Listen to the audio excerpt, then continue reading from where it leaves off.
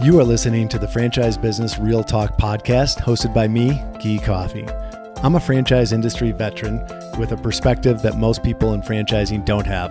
I'm a franchisor and I'm a franchisee. Living and serving in both of these roles helps me understand challenges and see opportunities that some people can't see. I love franchising and want to see everyone in it win. The guests I have on the show and my own experiences shared here are our way of helping you do just that, win in franchising. I hope you enjoy the show.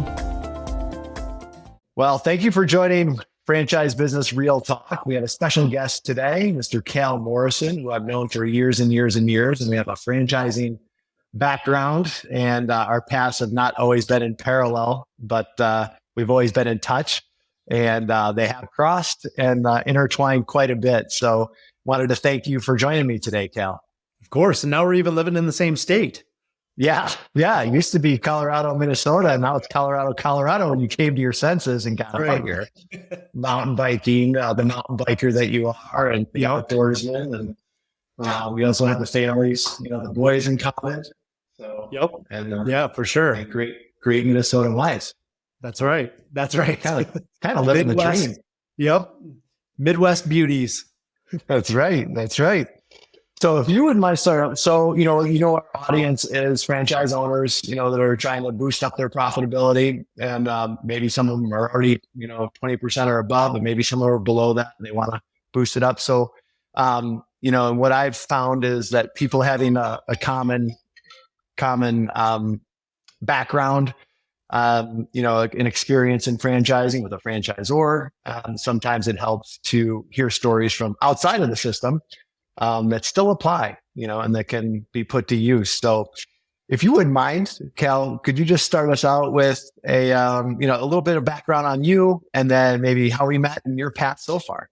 Yeah, for sure. Yeah. So I've been in franchising for over 15 years now. Started back in, it must have been 2006, 2007 or something like that, at Anytime Fitness as a franchise business consultant. So working directly with franchisees.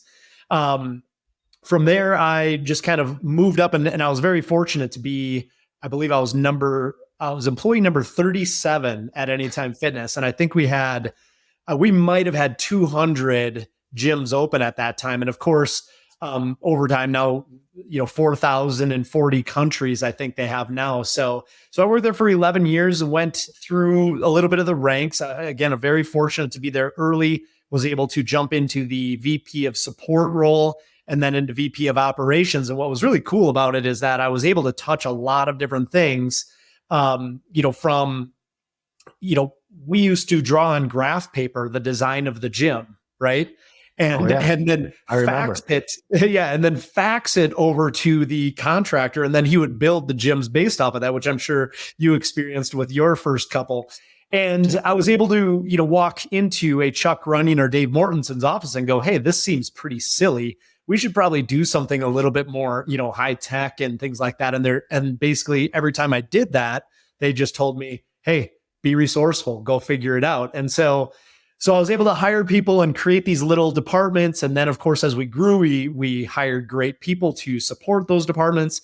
So it was a really interesting experience for me to go through all that. And I got to see a lot of different perspectives from the corporate side and also from the franchisee side, because when we started there, the support was completely different from when I left. So that was the start of it, which gave me a ton of great experience. And then I was able to jump over to CEO of Camp Bow Wow, which is how I got to Colorado. So spent some time over there, helping that brand grow. And we did a lot of cool things there. We, really streamlined a lot of from purchase to open. So we wanted to shorten that timeline, create more resources. We rebranded and did a redesign there. And after I left there, they've continued to grow really, really well there. And then lastly, or I guess my last position, I jumped into a nutrition coaching company, which wasn't a franchise, but gave me a lot of great experience there too, working with coaches who were contractors who were essentially franchisees. Yeah, like if you could really compare the two.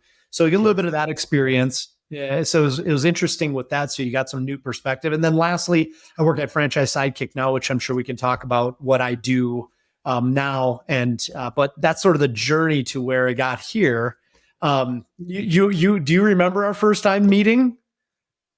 I'm guessing it was at a conference, wasn't it? No, No? I came out to Colorado and I was doing gym visits. And Okay. I had gone out to was it Canyon City? Canyon City. Yeah, down Yeah. south. Yeah, sure. So I went out to Canyon City and you missed our appointment, sir. And Oh, and I was on my way back towards Pueblo, I'm assuming. I can't remember back then. And you called me and you're like, I just got here. Can you still come back? And I was probably an hour and a half away. And I flipped that car around and came back. And you and I had a great conversation about which I think at that time, that particular gym, you had some great locations, but that one wasn't doing as well as you wanted it to. So we had a pretty good conversation around that. geez, good memory. Good memory. Yeah. And way better than my memory. And thanks for the grace. Yeah, that was interesting. Out of our any times, that was the I'll turn this back. I hope Chuck watches this at some point in time, because when we bought, we were going to buy one territory, and this is how good Chuck is. We walked out with 6 territories. Of course. Nothing like well, I don't know what the percentage is, but that's a big growth percentage. Yeah. And he said, you got to go down to Canyon City. We ran some promos down there, and you're just gonna do so well there. It ended up being our worst one. And one of the locations that he said, but we wouldn't do well in, we still have it. It's a home run, it's a home run location. So so thanks for the grace in that and coming back for that. Of course. It was listen, I was driving around Colorado. There wasn't a lot of bad scenery right. Doing that. So it was a lot of fun for me too. So yeah, that's right. Well, yeah, you never get bored of driving around Colorado. For sure. So that's interesting. Number 37 employee for Anytime Fitness. And then, rose up through the ranks. You've done pretty much everything in franchising. Just one quick question on that. And before I go down the other path is like, when you were head of, the VP of support, I know one of your past employees that turned out pretty well. Yeah. There's probably way more than one, but I'm very familiar with one because I married her. Yep. That's right. But and then she went on to do great things there as well. Yes. But the what would you look for? So a lot of our audience are working with franchise business coaches or whatever they're called in your system, but they're basically someone there to be a liaison between your operation that you're trying to drive and working with the franchise system and making sure that you're leveraging all of their tools and processes and things like that. It's a really important position. Like, there's also compliance issues. Sometimes that feels more like a parent-child relationship. And then there's some like, no, we just want you to win because franchisors do want all their franchisees to win. I mean, it's pretty rare when you run into a bad franchise system. Like I can only name a few of them, but none are in existence anymore. But what would you look for in a person like that? Yeah, I mean, it was really interesting when we were hiring, and I feel very passionate about the team that we had early on and through the most of the time that I was there. Is we looked for people that did really care about the brand, right? Like, I mean, a lot of the people that I hired were people that had some exposure to the brand, whether they were somebody who was at the time an H2 I hired to Inspire. Remember that? So they were a manager in an Anytime Fitness and they knew the brand already. They had a passion for the brand. And then we would bring them to Minnesota and they would become our franchise business consultants. What I always said when I was hiring was if 2 people are the same, then one of them is not necessary. So we wouldn't go down the path of hiring like all managers. In fact, sometimes managers that had that experience would come in and have a really extreme bias towards like one particular thing. So we really tried to hire, different people from different backgrounds. And as a team, we became very, very strong. So So I think what it came down to, we hired people from the banking industry, we hired people from the real estate industry, we hired different people, but they all had really strong business sense. They usually had a passion for the product, right? Whatever the product is. In our case, it was fitness, so they were fitness enthusiasts or whatever it was, and then they brought some sort of specialty to the table, and we all learned from that specialty. So business experience, passion for the product, and then some sort of unique thing that made them a little bit different that we all could get better by. Because again, if we hired all the same person, we're not really getting any better. We're just sort of, swimming in the same pool. So those are the three things that we looked at when we hired people. And I think when I left there, we had a little over about maybe 30 franchise business consultants. So it's not like I hired one or two. And of course, there was turnover too. I mean, I probably hired 40 to 50 franchise business consultants through my time there. And so those are the main three things that we kind of focused on, which I think really helped us grow, because again, a franchisee comes in and they need this special, thing, real estate or whatever it was. We had that person in-house to be able to help us navigate that conversation. Yeah. And I know that you guys spent a lot of time socializing. Yes. Sometimes, yes. I said socializing because, there was a fun atmosphere around, any time when it was developing and growing. And some people would say like, well, it's a little crazy. I mean, we know they didn't hire HR for a long time for a reason. Yeah. Right. Yeah. But I think the advantage of that is like you guys got to know each other so well that people on the team would, maybe they heard about it, at a volleyball game or something that, John had, knew the Chaska market and knew someone in real estate there, like things that you wouldn't have in a normal organizational meeting. So I think that culture of the culture of the franchise system, especially at the corporate level, which, sometimes not everybody has eyes on or anything like that. But if they're close knit, I think that's a huge advantage. Yeah, and we did a lot of everything together. I mean, I remember when I left there, I remember feeling like I lost a lot of my really great friends too, and even franchisees. I mean, what was crazy about, we developed relationships with our franchisees, that were close, and I still talk to. I mean, you and I are good friends now, and at that time it was franchise business consultant franchisee relationship, and so I think that goes a long way with all of our franchise business consultants, that we knew business enough that franchisees respected us as well as not just this talking head over at corporate, but listen, we kind of knew what we were doing too, so so it was fun. And then I think also, in an early franchise, then we grew together. A lot of the franchisees were early business, folks too. They were coming out of a corporate job or something like that, and this was their opportunity to do something.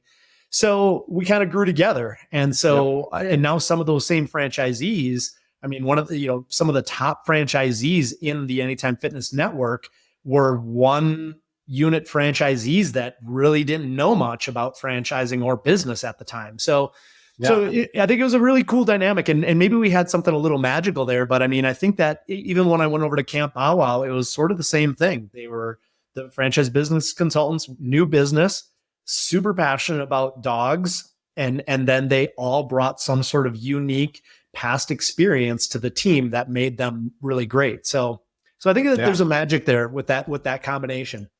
For sure. So that brings up another question, and that is, as you've probably worked with thousands of franchise owners, right? And sometimes their teams as well. And, like in any franchise, there's people that just go to this level, and there's people that don't go that high, but it's the perfect thing for them. They have control of their lives. They're happy. They're in their good spot. You also have people that are like struggle with it. It's a small business. It's not easy. It's, you only get the hard questions. You don't get the easy issues. But I'm just curious to see if you saw over these years just a common habit or common trait of the high performers in the various systems that you've been in. Yeah. And do you think that's replicatable in most people? Or and that could be also, some people are super strong in their financial area, and they're gonna run that business that every I is dotted, every T is crossed. They know every expense down to the penny. Some people are like, I know that's good, but they're community driven, and their business is going to do great because their community, they're just in the community, ingrained, and that community is going to support them back. And then you have people that are great salespeople, and they drive it that way. Yeah. So it's not one trait that does it, but like, how have you seen people, do they lean into their strength and just really focus on that? Or are they also trying to shore up, maybe they have some weaknesses? And where do you see the franchisor fitting into that? Yeah. So I think one thing that I've really learned, especially from Franchise Sidekick, the newest thing that I'm doing, is sort of starts at the beginning, right? Most people going into franchises, they are either, somebody who has a portfolio already of businesses and they want to do something else. They want to add to their portfolio. Then there's the 9-to-5 person that wants to get out of their 9-to-5 and they want to go do something else and replace their income. And then there's the person that's in a job that they enjoy or like or want to keep, and they want a side business. And so when we talk to those three different types of people, and I think that's where it starts, is like, we try to identify, where do you fit in the business? Here's what you're doing now. Where do you fit in the business? If you're a portfolio guy, you obviously have a bunch of other resources and you're focusing more working on the business, where that person's not going to try to jump in the business and work on it to save labor costs or whatever the heck it is. They've got this structure created and they're going to work on the business. I think it gets a little bit harder for those that are trying to leave the 9-to-5, or they are trying to create this side job for themselves or side income, because they get confused on what is necessary, what they're good at, and maybe what they enjoy. So I think that what happens a lot of times is one, people put themselves in the wrong seat. That's a lot of times where it starts. They're either, it's like you're either working, and this is what I find most of the time. Most of the people try to work in the business. And a lot of times it comes because they are jumping into a passion play, right? So fitness was a great example. And actually, dog daycare and boarding is another great example. They're passionate about animals. So they try to jump in and do the work. But for example, at Anytime Fitness, they try to jump in and be the person in the gym, but they didn't realize they were going to have to call prospects. They didn't realize they were going to have to sell memberships. They didn't realize that they're going to have to talk to people all day long. And that, while they might be great fitness people, they may not be good at those three things or enjoy these three things. But now they've left their 9-to-5 and now they're stuck. And the only way out of this is to hire somebody, but then that costs them money. Right. But at the end of the day, that may be the exact thing they need to do. Otherwise, they're going to continue going in the direction they're going by being in the wrong seat. Instead of hiring somebody, put them in the right seat, and then find out where the owner really needs to position themselves, which might be working on the business, not in the business. And so that's probably the most common thing that I see, is people trying to jam themselves in a seat that they don't actually fit in or like or are good at, right? And then they can't get themselves out because they're stuck, because you have to hire somebody to fill that spot that they don't excel at. So that's probably the biggest thing that we saw across I would say that's one. That's one side of it that they get into. I don't know if you want to chat about that quick, but the other side of it is obviously like franchise engagement, right? Like that's, the other side of things. So wrong seat. And then are you engaged with the brand and or your own business, right? You even see, so there's like seat engagement, and engagement can be in your own business or with, corporate and the franchise itself. So good point. Yeah. There's when people speak about engagement in their business. So just because I am a franchisee as well, and have been since 2007, as well as a franchisor, and I've been there, and I know what that feels like sometimes, especially if you're just going in and you're bootstrapping this, and you got to get it to profitability in the first 6 to 12 months. You sound like, well, I need a part-time CFO and I need this. It's like, well, I have a budget, and that's what I'm doing. Right. So, so there's engagement with the operational unit itself, working with the employees and the clients walking in the door and the vendors and all that. And then there's engagement with the franchise system. Yeah. And what I've seen is sometimes either way, but usually people get involved in trying to keep up with the business. They're fielding all the issues, all that kind of stuff. And they're like, I don't have time to engage with the franchise system. My FBC guy or gal keeps calling me. Yeah. I don't have time for that. I got to go make sure that John gets into work on time, and that we've got gym wipes, or we have nail polish, or, we have whatever supplies are used in doggy daycare. I'm sure there's a lot of them, sterilization things. And then there's a sense of overwhelm, and there's a sense of like, I don't know what to do. And so sometimes what we've seen is people default to what they feel most comfortable in, to the neglect of everything else.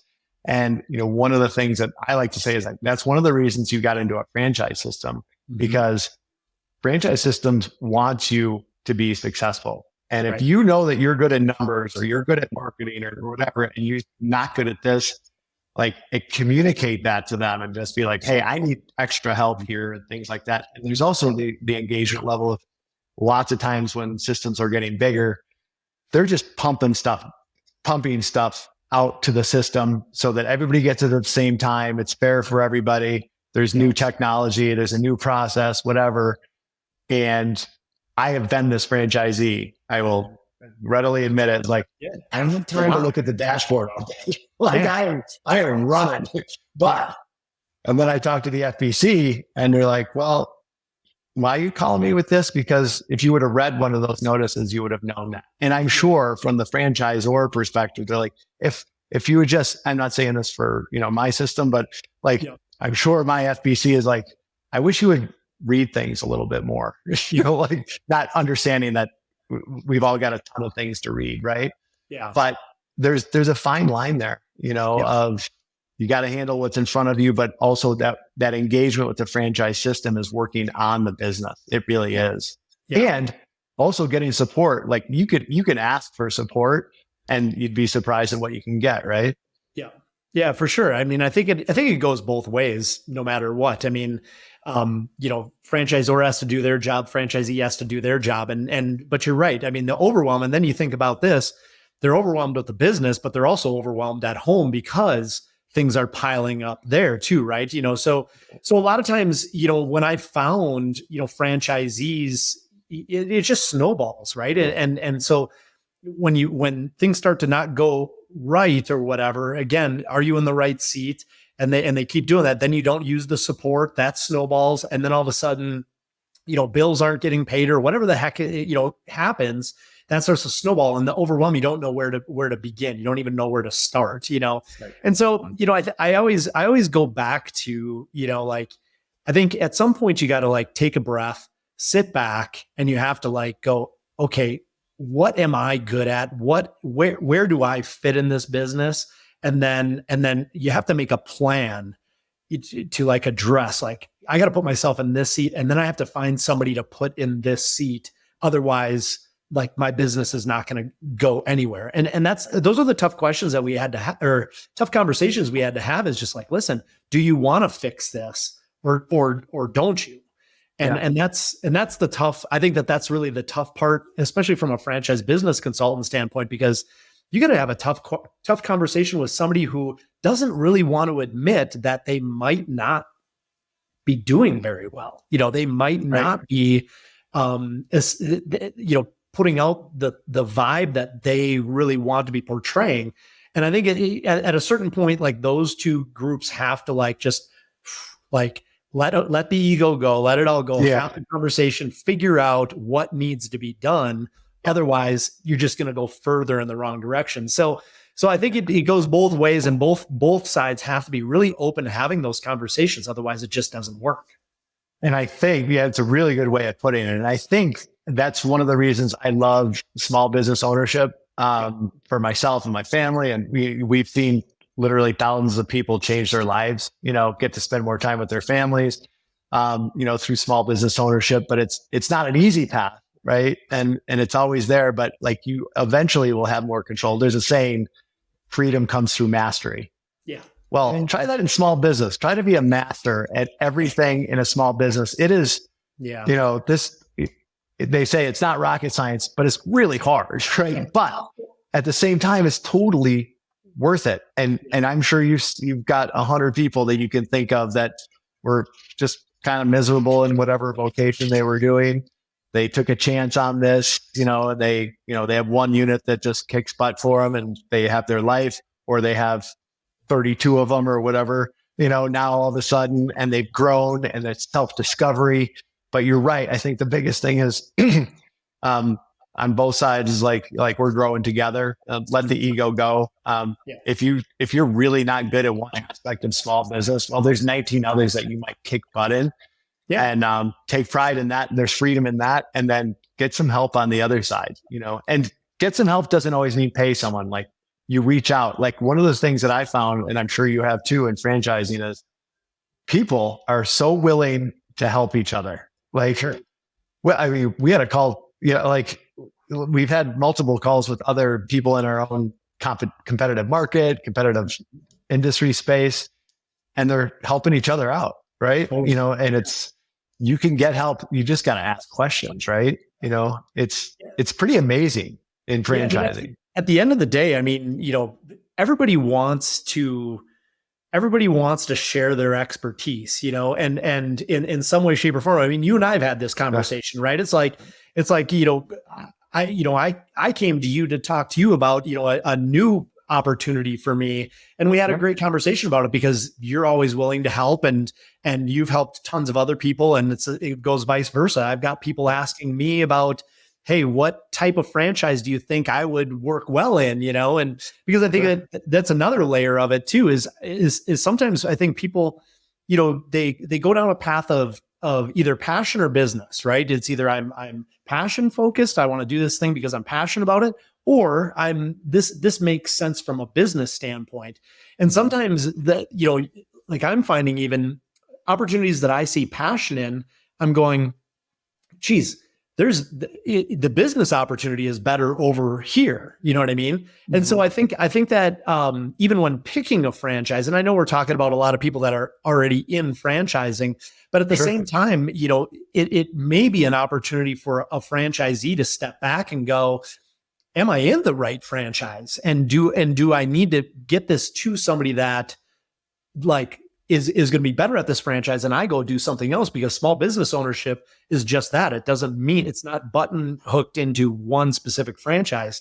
So a lot of times I even think that it's just like, maybe it's not that you're not cut out to be a business owner. It's just like, you might be in the wrong business. So I think there's so many layers to it.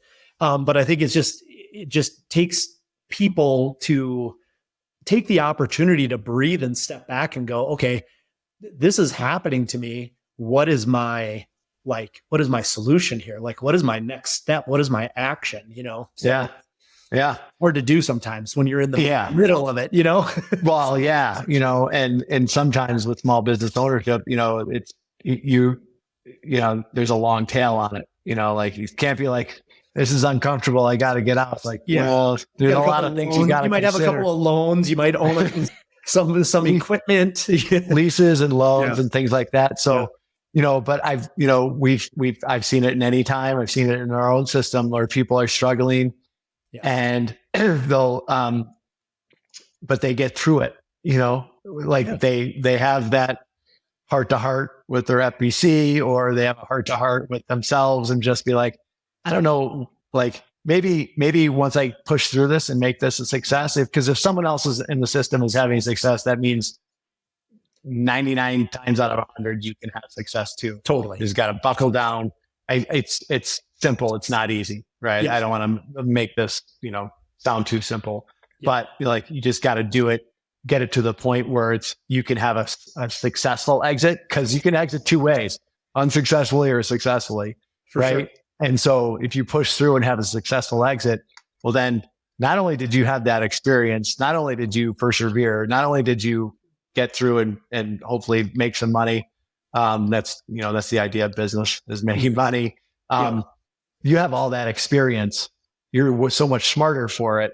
You can go apply that to anything else. Believe me, because when franchise systems are evaluating prospects to see who to award territories to, if someone's got a successful track record in franchising, they are up here compared to the other people, just because that means they can execute, they follow the processes, they have obviously persevered. There's not one system out there that at some point in your small business ownership, journey, are you not going to run into like 4 problems at once that you're like, I don't know what to do here.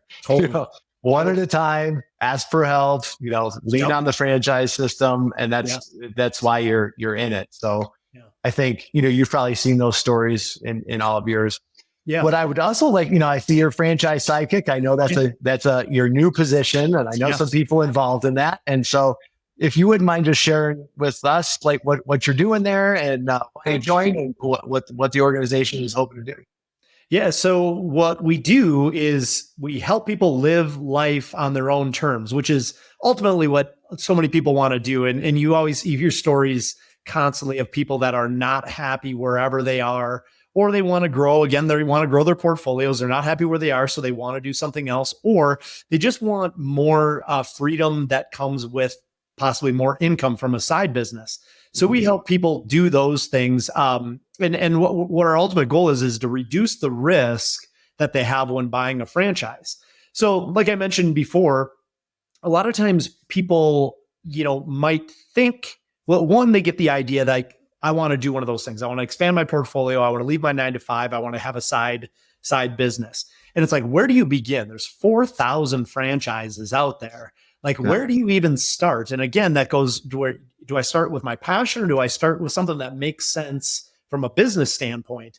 And what's cool about what we do is we can talk to people and get to know them and understand by asking questions and interviewing them what might be the right fit for them. So we have about 60 brands currently in our inventory. And so basically we're franchise matchmakers, I like to call it, right? You get to know somebody a little bit, and then you help them by saying, hey, Guy, I think, one of these 3 to 5 franchises might be right up your alley. Let's talk through them and see if something, it lights a little fire under you. And then we can go down the path in partnering with the franchisor, and then really talking about the nuts and bolts of it, the operations, the economics, and all that good stuff. And then, you finally can get down to making a decision. But I think a lot of people, see an ad, or they see something, or they drive by something, and they're like, I'm going to go down that path. Mm-hmm. But what they don't get, and I always relate this to hiring. I remember, going down the path of hiring people, and somebody will go to me, you got to hire this person. And I'm like, okay, well, who are the 3 other people that I'm going to interview? And they're like, no, hire this person. I'm just like, no, I will always interview other people next to them, because it'll do one of 2 things. It'll either expose me to somebody who has more experience, whatever it is over here that I want to hire instead of that person, or it 100% validates that this person was the right choice. So it's the same with franchises. Like they might come in looking at this one brand, but what I like to do is expose them to a couple different brands. And then again, it shows them, gosh, this is really interesting. Or, you know what? Nope, it still keeps this up high. So that's essentially what we do is we want to help people live on their own terms. We want to reduce the risk, show them, get to know them, show them a bunch of different brands, and then help them along that journey of finding the right brand for themselves. So maybe they don't end up in a seat or a business that isn't right for them. So we want to try to help them make the best decision they possibly can. So that's what we do. Definitely a needed service, because, when people are getting into this, they get inundated with information, and, everybody's trying to sell them what they got. Right. So that's the other thing is we provide the opportunity to look at things from an objective point of view. And so, we try to point out, hey, and there's pros and cons to everything, but there's also pros and cons to the person. So again, if the thing that they're looking at is very B2B focused, business to business, that may not be their best fit. So we talked to them about, hey, this franchise is awesome because these 3 things or whatever. But you did mention that maybe you don't like going business to business and talking to different businesses. So that might be where you struggle a little bit. So if you do want to go down this path, where do you fit and where do you supplement yourself in this B2B piece of the business? So it makes them think about those things, makes them think about their own weaknesses and their strengths and where they would fit in that business before they decide to go down that path. And then they ultimately might go, well, I actually think I'm going to go with that other route because that fits my strengths and my goals a little bit better. So it all happens through a collaborative conversation, which I think is really cool. So we're not trying to jam them down one place. It's like, hey, listen, let's work on this together and find out really what the best fit is for you and your best opportunity for success is. And then we can go down that path. So very fun. Wow. That's a life-changing position right there.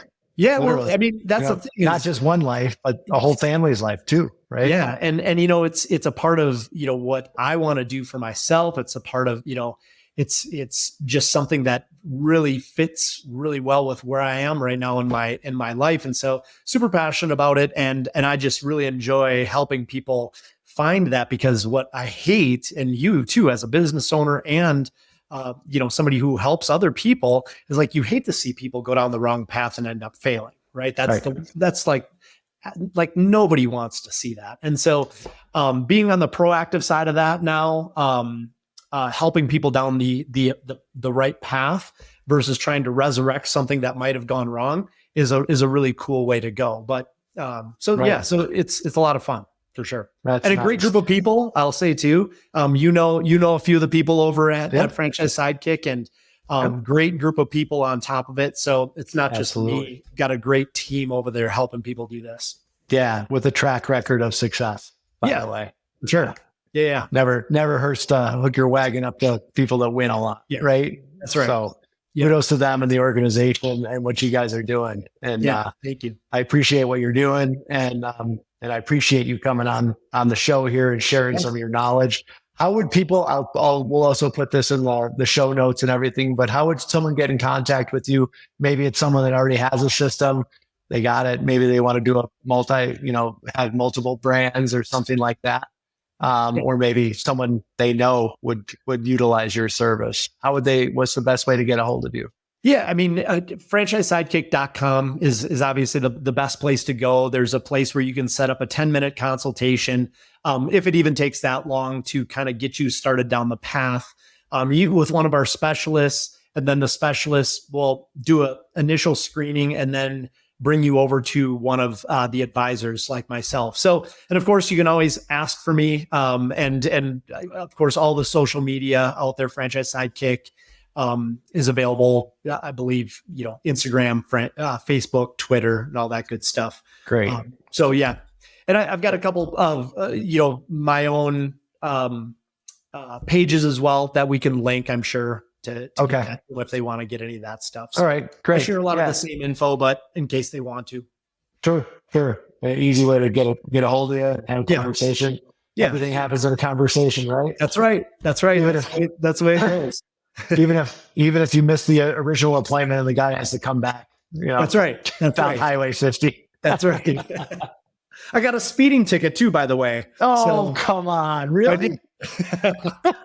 I don't think I ever told you that because I didn't want you to feel bad about making me come back, but I got a speeding ticket. But you've bought me lunch enough times to make up for that. So I appreciate you.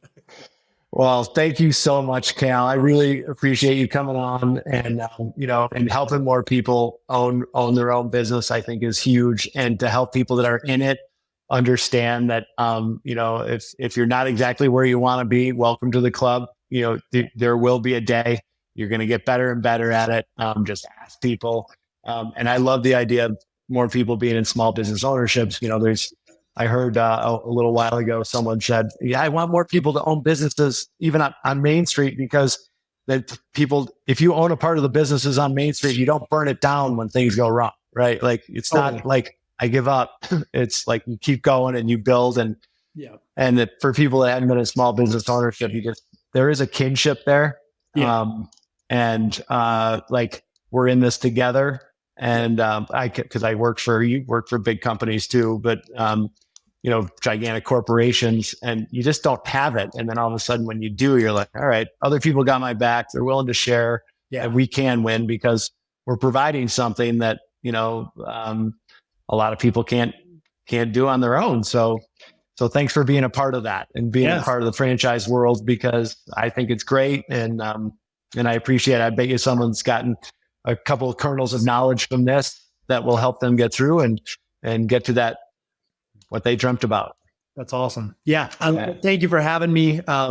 Entrepreneurs and small business people are solving the problems of the world. And so the more of us, the better. You nailed it. Thank you so much, Cail. All right, man. Good to see you. All right. See you.